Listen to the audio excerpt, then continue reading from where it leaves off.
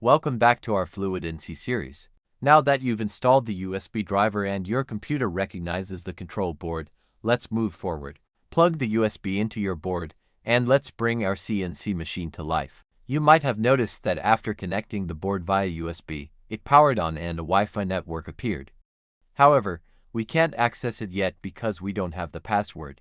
Here's what we need to do next. Go to Google, type in Fluid's web installer, and click on the first link to open their page. Once you're on main page, the first thing you need to do is click Continue under the Fluids section to start the process. Now, click the Connect button.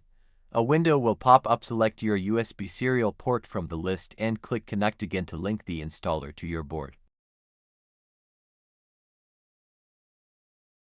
Now that we're connected, you have full access to your board settings. To fix the connection issue, go to the Access Point Fluids section and click Configure Wi-Fi. Once you've configured the Wi-Fi to your liking, since Fluids comes pre-installed on this board, I recommend performing a firmware upgrade directly from this page.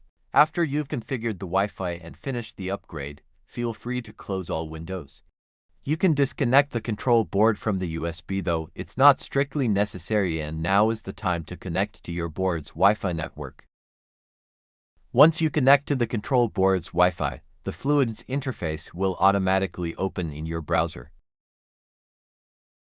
The next step is to download the config.yaml file, where we will configure our CNC machine.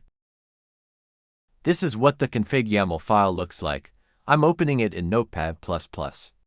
My file is already configured, but you'll have to adjust yours manually because I don't know which motors or stepper drivers you're using.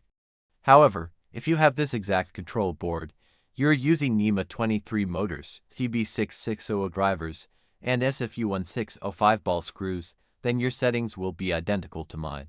After you've prepared your new config.yaml, you need to delete the old one from the FluidNC file system.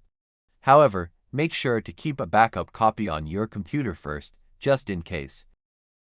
Next, select Upload File and choose your new config.yaml.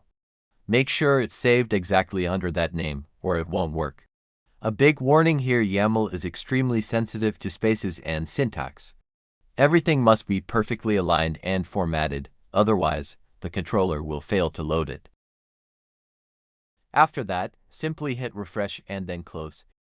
In the FluidNC settings, after changing the config.yaml, it's necessary to reset the control board. With that, we have successfully completed the Fluids configuration. I hope this was helpful. You can find the link to my config.yaml file in the video description. If you want to see the next part where we connect the hardware, make sure to subscribe. Thanks for watching.